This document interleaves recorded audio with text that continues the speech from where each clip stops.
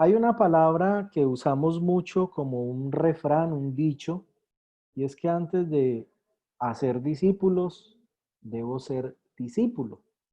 Y yo quiero hablarles de básicamente 4 características del discipulado bíblico en la vida de Pablo, de cómo hacer discípulos, cómo hacer seguidores para Jesús, cómo ganar suscriptores para Cristo, cómo ganar seguidores para el Señor Jesús, que podamos tener seguidores de Cristo genuinos, no virtuales, sino reales. Y esos discípulos se logran siguiendo el modelo bíblico del discipulado. El discipulado bíblico fue enseñado por Jesús y fue replicado por el apóstol Pablo.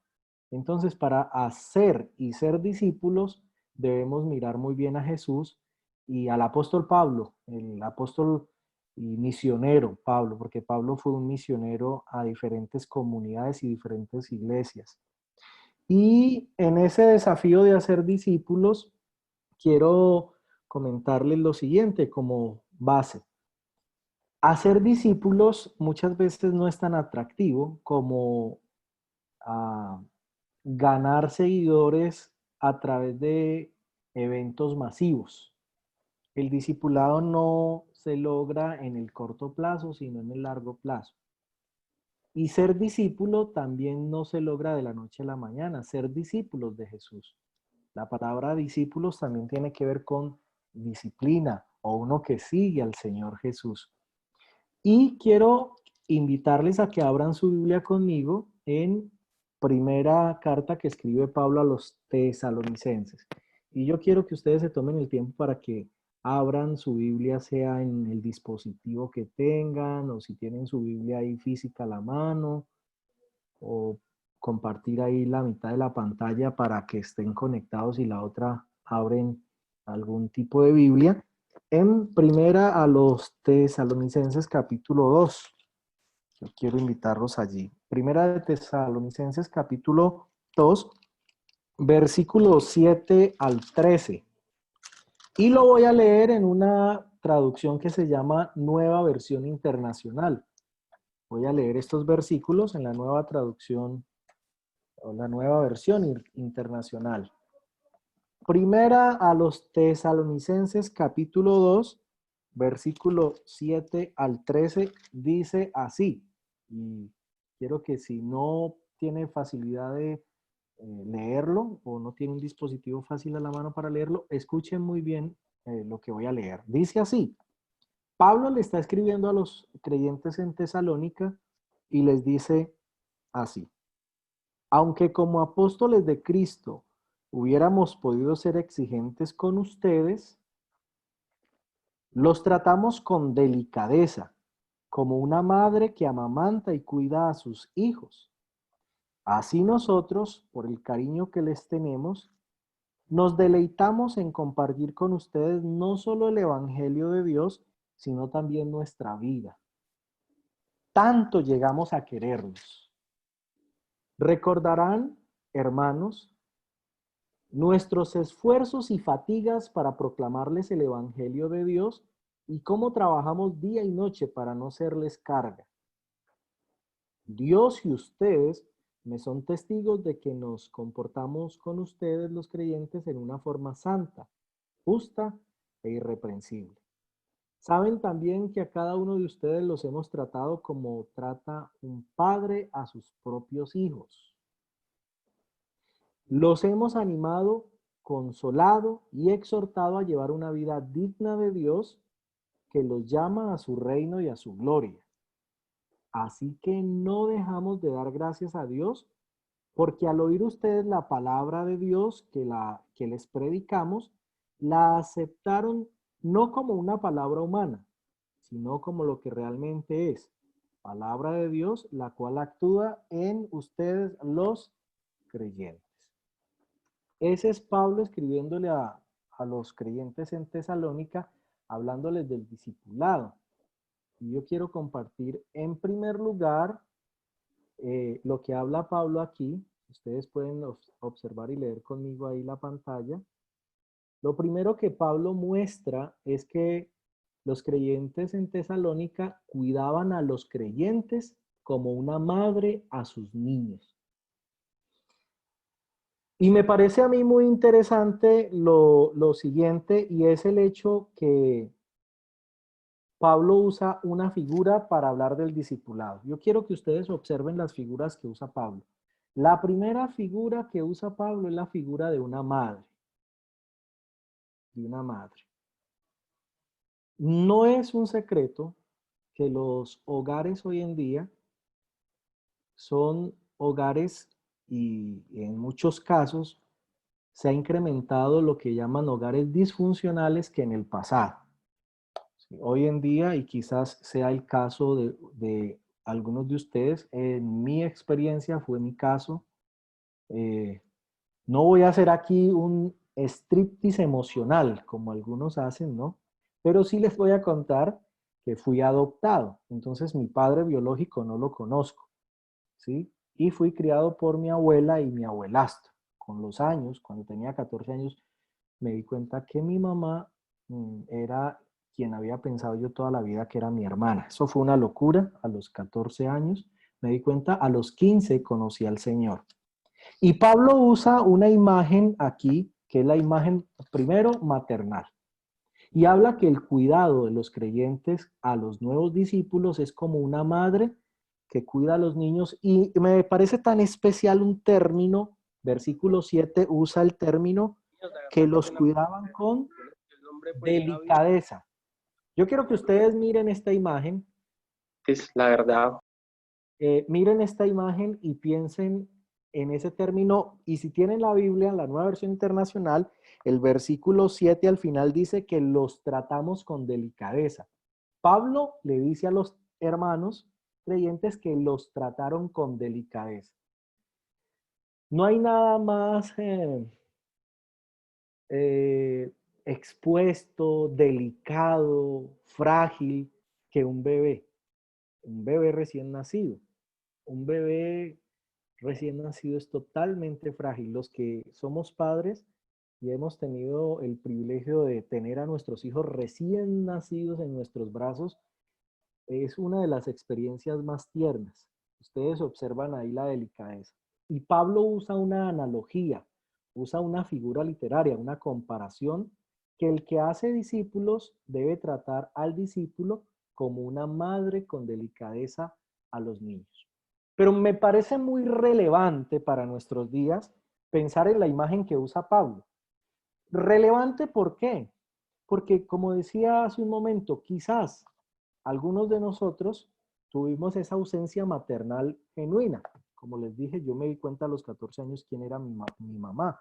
Sin embargo, Dios en su misericordia me puso una abuela que fue mi mamá y un abuelastro que hizo de papá muy bien.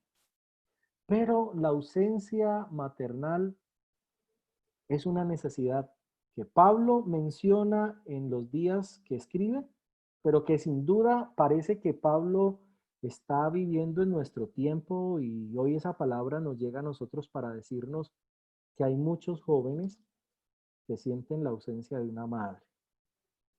Y es interesante que Pablo dice que aunque él es hombre, puede tratar a los discípulos como una madre. ¿Qué copia, qué imita Pablo de una madre? La delicadeza y el cuidado. Miren, les decía ahora que el discipulado demanda inversión de tiempo y de recursos. Si usted quiere hacer un discípulo, si usted quiere que un amigo, una amiga suya conozca del Señor, no basta solo con predicarle una vez. Una persona que está recién comenzando en los caminos del Señor necesita cuidado como cuando una madre cuida al niño. Y varones y mujeres que están acá, si vamos a ser discípulos y queremos ayudar a otras personas, debemos estar dispuestos a tomar esa actitud maternal, como Pablo la tomó al cuidar a los nuevos creyentes. Hoy en día muchos están pidiendo una madre, por decirlo así. Y es interesante que la figura de madre asociada a Dios existe. Por allá en Isaías, en los últimos capítulos de Isaías, Dios le dice al pueblo de Israel que Él como una madre tomó al pueblo de Israel y lo sentó en sus piernas. Es hermosa esa imagen. Entonces, eh, para los que han visto La Cabaña, ¿no? Y que hay mucha discusión de La Cabaña, pero Dios, que es espíritu, nos ama como una madre ama a sus hijos. Dios, más que cualquiera pudiera entender lo que siente una madre. Y ese amor maternal de Dios es un amor que es necesario en los discípulos. Así que el primer desafío que Pablo nos habla y que se vuelve relevante hoy en día, de la ausencia maternal en muchos casos, quizás conoce adolescentes o amigos suyos que reclaman una madre. Y ahí es cuando nosotros podemos llegar con el amor de Dios, no a suplir totalmente lo que una madre puede suplir, pero sí a mostrar ese amor maternal de Dios, ese cuidado, porque lo que transmite una madre, según el capítulo 2, versículo 7, es que ella trata con delicadeza la figura que usa Pablo aquí, amamanta y cuida. Amamantar y cuidar significa alimentar. La Biblia habla de cuidar al recién nacido espiritualmente con la leche espiritual no adulterada, que es la palabra de Dios. Entonces, una llamadita a una persona nueva que está pasando una dificultad, que usted le dé una palabra del Señor, usted le está cuidando. Y quiero, jóvenes, decirles algo. El Espíritu Santo, una vez que ustedes se dispongan a ganar a otros para el Señor, porque ustedes han experimentado el amor de Dios de una manera especial, el Espíritu Santo les va a poner en la noche a orar por alguien. Les va a inquietar que llamen a alguien y le den una palabra de ánimo, de aliento. El Espíritu Santo, cuando uno se dispone a ser discípulos, empieza a hacer eso. Empieza a ponerle carga en el corazón por otras personas. Pero lo segundo, quiero hablarles de algo que aparece ya en el versículo 9 y 10. ¿Sí? Y es, versículo 9 y 10 dice que los apóstoles y los que hacían discípulos eran ejemplo para los nuevos creyentes. Versículo 9 al 10 dice así: porque os acordáis, hermanos, de nuestro trabajo, porque recordarán, hermanos, nuestros esfuerzos y fatigas para proclamarles el Evangelio de Dios y cómo trabajamos día y noche para no serle carga. Versículo 10. Dios y ustedes me son testigos de que nos comportamos con ustedes los creyentes en una forma santa, justa e irreprochable. Mira lo que dice el apóstol Pablo. Se comportaron de una manera correcta para los creyentes. Jesús recriminó a los fariseos porque los fariseos decían una cosa, pero hacían otra. Tanto así que Jesús le dijo a sus seguidores: miren, pongan cuidado a lo que ellos les dicen, pero no a lo que ellos hacen, porque ellos hablan muy bonito, pero hacen lo contrario. Ese es un fariseo. Aunque la palabra fariseo no significa falso, como la usamos hoy en día, la palabra fariseo significaba un celoso de la ley. La palabra fariseo significa celoso de la ley. Y el Señor a los fariseos los llama hipócritas. La palabra hipócritas viene de una palabra griega que es Hipócrates. Y a los actores del teatro griego y ya luego romano, que eran muy buenos actores, se les llamaban y se les decían que eran muy buenos hipócritas, es decir, muy buenos actores. Cuando Jesús le dice a los fariseos hipócritas, les está diciendo: ustedes son muy buenos actuando. Pero Pablo nos modela que el cristianismo no se puede actuar. El cristianismo no se puede ponerse uno la máscara del cristiano un rato y después no. Sobre todo cuando queremos que otros conozcan ese amor tan precioso que hemos conocido. esa experiencia del nacer de nuevo, de experimentar esa alegría del gozo de la salvación.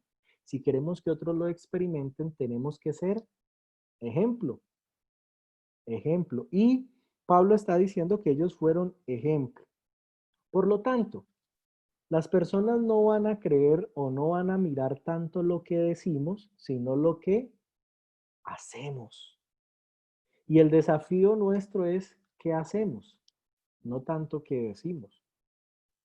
Porque si ustedes buscan, y yo sé que saben de esto, ¿no? En las redes sociales, los posts, las fotos, las publicaciones se ven muy bonitas. Los videos se ven preciosos. Uno puede ser un súper predicador en las redes, pero lo que más interesa es llegar a ser ejemplo. Y ese es el desafío que Pablo le está diciendo a los creyentes en Tesalónica, que él fue un ejemplo.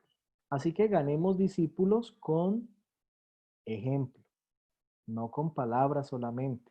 Es importantísimo el conocimiento, pero lo que impacta las vidas es esos actos de amor, esos actos de misericordia. Cuando usted llama a alguien y le da aliento, cuando llama a alguien y le dice, yo estoy contigo y voy a orar por ti. Cuando alguien ha cometido una falta y usted le dice, mire, has cometido una falta, pero no te juzgo, Dios quiere restaurar tu vida, porque somos ejemplos en conducta. Así que ese segundo punto es el que Pablo desafía. Voy a compartir ahora un tercero, ¿no? Y ustedes ven la imagen ahí, ya hablamos de la imagen maternal. Ahora, ¿qué les despierta esa imagen? ¿Qué piensan, no? ¿Qué se imaginan? A un padre con su pequeña, eh, amándole. Y Pablo nos dice, miren cómo Pablo nos dice en el versículo 11 y 12 de lo que estamos leyendo, así, voy a leerlo, ustedes me escuchan allí. Saben también que a cada uno de ustedes los hemos tratado como trata un padre a sus propios hijos. Me impresionó la visión de Pablo tan integral, porque parece que la ausencia de los discípulos en Tesalónica era una visión maternal y paternal correcta. Y el discipulado, según lo que Pablo está diciendo acá, suple el diseño original de Dios de una madre y un padre. ¿Sí? Es interesante que ante la ausencia de padres, el discipulado viene a ser muy paternal. Y como Dios da un corazón materno para ser discípulos y ayudar a otros, aquí nos está diciendo el apóstol que los ha tratado como trata un padre a sus propios hijos. Ahora, la madre, ¿qué hacía? Si leímos los versículos 7 y 8, dice que la madre trataba con delicadeza, amamantaba y cuidaba. Y el versículo 8 dice que los trataba con cariño. Pero aquí, ¿qué le agrega el discipulado con un toque paternal a una persona? Dice que ha tratado a los hijos como propios. Y el versículo 12 dice, los hemos animado, consolado y exhortado a llevar una vida digna de Dios que los llama a su reino y a su gloria. Miren lo que es un discipulado integral y lo que es lo que nosotros necesitamos. Porque vuelvo a lo que decía al comienzo, en una sociedad donde los hogares cada vez son más disfuncionales, donde falta o el papá o la mamá, Dios a través del discipulado quiere suplir una correcta maternidad y una correcta paternidad. ¿Cómo? A través del discipulado. Y es que nosotros vamos a ser padres o madres. No nos vamos a convertir en padres o madres, pero sí vamos a reflejar el amor maternal y paternal de Dios. Y ese es nuestro desafío, porque somos instrumentos de esa paternidad y esa maternidad. Y miren, lo que hacía la mamá es delicado, cariñoso, amamanta y cuida al niño. Y aquí dice que el padre lo que hace es animar, animar. Y lo que hace el padre también es consolar y exhortar. La ausencia del consuelo paternal, la ausencia de el ánimo paternal, de la exhortación paternal, es algo que hoy aparece en medio de nuestra sociedad. Pero cuando tenemos padres que disipulan a otros, y cuando somos nosotros ese modelo de discipulado, recuerden, nosotros no seremos padres o madres absolutamente o en todo el sentido de la palabra, pero sí reflejamos el amor de nuestro Padre Dios. Y al hacer discípulos, Pablo está diciendo que espiritualmente él está comparando, haciendo una analogía, que él es un padre que anima y consuela. Nosotros estamos llamados a eso, a traer ánimo y consuelo a otros, a alentar y exhortar, a ser una voz de aliento cuando hay desánimo. Y es lo que Dios quiere hacer con nosotros. Si usted está oyéndome y tal vez se identifica con lo que a mí me pasó, que yo no conozco a mi padre biológico, cuando me convertí a los 15 años, la experiencia más hermosa que pude tener fue que experimenté la paternidad de Dios en oración. Sentí, descubrí, entendí y me convencí que Dios es Padre y que yo soy su hijo y que Él me cuida como un padre. Y esa es la experiencia, una de las experiencias más lindas. ¿Y saben por qué? Porque en el cielo habrá una relación eterna con Dios. En el cielo no seremos ya más pastores, adoradores, salmistas, cantantes, evangelistas, discípulos. En la eternidad se dice que seremos hijos de un Padre eternamente. O sea, hay una relación y hay una condición que no cambia con la eternidad. Con la eternidad ya no se necesitan más pastores o ministros. Con la eternidad todos somos hijos y lo podemos experimentar acá. Y lo cuarto, y con esto quiero ir cerrando, está en el versículo 13. Y el versículo 13 lo menciona así. Así que no dejamos de dar gracias a Dios, porque al oír ustedes la palabra de Dios que les predicamos, la aceptaron no como palabra humana, sino como lo que realmente es, palabra de Dios, la cual actúa en ustedes los creyentes. Pablo está diciendo que es Timoteo, que es Tito, que son los hijos espirituales de Pablo los que dan testimonio de esa palabra. Vemos a un Timoteo, a un Tito y a unos discípulos de Pablo que han crecido. Y ahora los hermanos en Tesalónica dice que van a crecer por la palabra que les ha hablado él. ¿Qué es el desafío que nosotros tenemos? Primero, nosotros como discípulos debemos alimentarnos de la palabra. Es una realidad, la Biblia tiene palabras de consuelo, pero cuando nos alimentamos de palabras de consuelo, podemos traer esas palabras de consuelo a otros. Y la palabra de Dios es la que asegura el crecimiento espiritual de una persona, porque es el alimento que sostiene la fe de una persona. Un creyente, un nuevo creyente no puede fortalecerse si no es a través de la palabra del Señor. Y eso es lo que va a dar el crecimiento. Y Pablo lo sabía muy bien. Por eso Pablo continuamente enfatiza la palabra y la predicación a ellos. Ese es el desafío nuestro. No solo a traer mensajes motivacionales, porque el mensaje humano motivacional muchas veces es antropocéntrico, pero el mensaje de Dios nos lleva y nos pone los ojos y la mirada en Dios. Así que estos 4 elementos son fundamentales para nuestra vida y para ganar a otros y hacer discípulos. ¿Por qué? El objetivo de hacer discípulos es que conozcan a Dios. Y aquí se ve que Pablo no tenía otro interés, sino el de ganar personas para el Padre. Que ellos pudieran experimentar la alegría y el gozo y la felicidad de la salvación. Con esto en mente, yo quiero orar por ustedes y quiero pedirles que me acompañen en una oración. Allí cierren sus ojos por un momentico. Cierren sus ojos y vamos a orar. Yo quiero pedir al Señor que les bendiga Padre, yo te agradezco por cada uno de los que está oyendo, que está aquí conectado. Y tú conoces, Señor, que ahora tu Espíritu está allí para tocar sus vidas. Porque tú llenas las ausencias y los vacíos que la vida nos ha ido dejando. Y nos llenas para experimentar tu amor y experimentar ese amor como de una madre, porque tu palabra dice en Isaías que tú a tu pueblo lo has sentado en tu regazo como una madre a su hijo, y dice que vendrá y tu pueblo se recreará en los brazos tuyos como un niño se recrea en los brazos de una madre. Yo te pido, Dios, que cada uno ahora por tu Espíritu Santo pueda experimentar el toque y la presencia tuya. Que traigas a sus corazones el amor y la paz.